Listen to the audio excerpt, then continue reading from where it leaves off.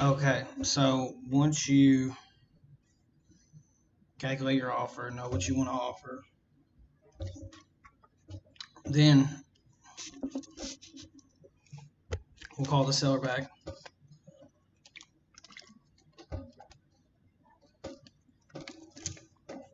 You want to, try to get them talking for a minute. Talk to them about the last thing you talked about. Hey, how you been? Blah blah blah. Just build rapport with them, get them to talk. Then, you know, then you'll start talking about the house a little bit. The house does need some work, this or that. We're willing to work with you on that. We're willing to buy it as is. And it's good to say your benefits, but it's even better to say how your benefits benefit them essentially. So, you know, we are willing to, buy the house as is so you don't have to sink any money into it or make any repairs. You can just sell it to us and be done with it. Anything that's left in there that you don't want, we'll take care of, we'll throw away, we'll help you move it wherever. When we buy as is, that's completely as is, no strings attached. We will pay all the closing costs, and we're a real estate company, so that saves money in your pocket from the closing cost, and saves money because you don't have to pay realtor commissions. You know, Another benefit, we can close quick, within 14 days with cash, so that you are able to, get your money for what you need, or so that your home won't get foreclosed on, or whatever the situation is. So, list the benefits, and then you want to, you know, dig into their motivation before you give the offer. And then how I really like to do this is if they're really motivated, I'll ask them, I'll be like, so what do you plan on doing if you don't end up selling the house? What do you plan on doing with it? Dude, I promise you, if they're motivated, they're gonna say, well, I haven't really thought about that. Cha-ching, cha-ching, cha-ching a ring. And then you want to,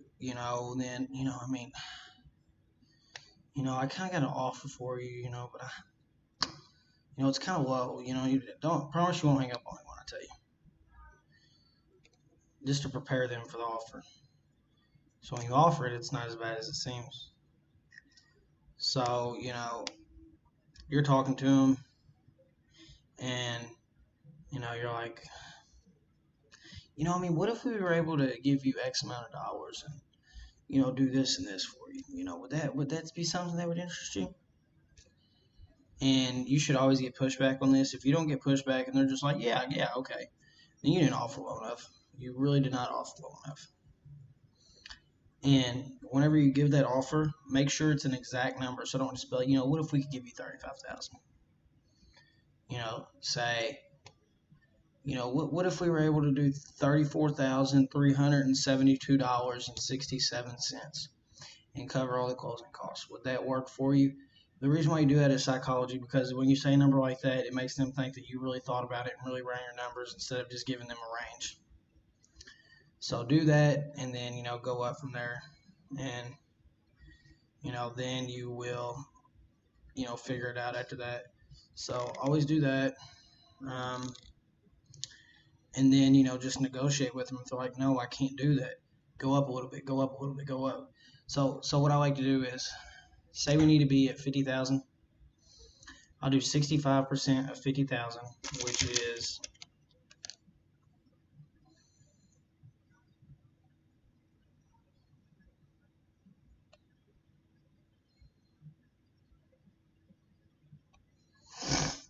$32,500. All right, so I'll start at 32,500, then I'll go up in increments of 5 to 10, because I'm already negotiating $18,000 lower than what we can offer. I'm starting low. So they're like, oh, no, I can't do that. Okay, what can you do? Try to get a price out of them. Then, you go up to 37,000 or 38,000. try to get out a price out of them, and then try to meet in the middle if possible. If not, go up a little bit, and just negotiate with them. It works. And then also, if they're not trying to work with you, be like, okay, what do you think is a fair price? Can you be fair with me? The fair word, it works because everybody wants to be fair with each other. You want what's fair for you. You want, everybody wants fairness. So try to throw that word out there somewhere along the lines. It helps. It works. I promise you.